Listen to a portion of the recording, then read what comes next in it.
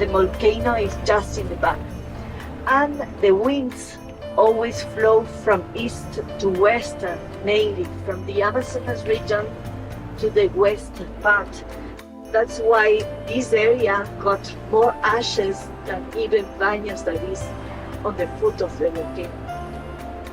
The danger for the town of Baños is especially because also they have these hot springs that are just in the middle, and because from the volcano there are two cliffs